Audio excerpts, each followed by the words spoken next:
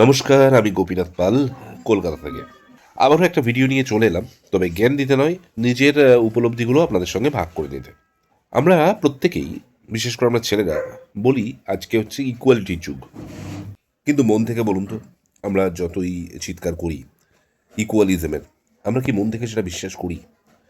যদি বিশ্বাস করতাম, তাহলে বাড়িতে ছেলে হলে যে ধুমধাম করে আনন্দ করা হয়, সেটা কিন্তু মেয়ে হলে করা হয় না।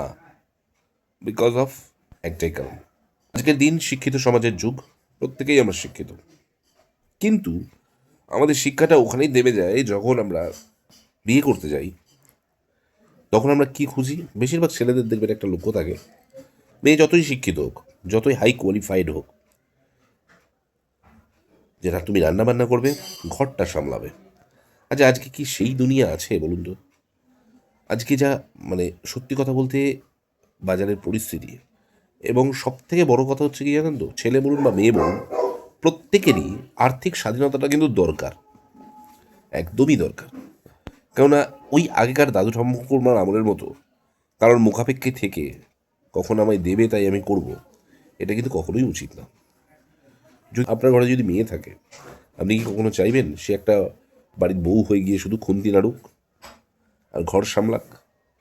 নাকি আপনি চাইবেন সেও একটা ছেলের মতো, বা সেও একটা উচ্চ শিক্ষিতা হয়ে একটা ভালো লেভেলে যাক, ভালো অফিসার হোক, বা তার এমন একটা ডেজিগনেশনে যাক, তার আগে পিছনে দুটো গাড়ি যাবে, যে আমার মেয়ে আজকে এই বড় অফিসার।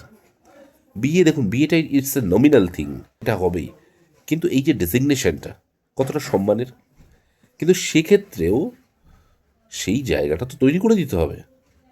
কিন্তু এখনও কিছু শিক্ষিত ছেলেদের কথাই বলবো, পরিবারের কথা বলবো, মেয়ে যতই উচ্চ শিক্ষিত হোক, তুমি ঘরটা সামলাবে।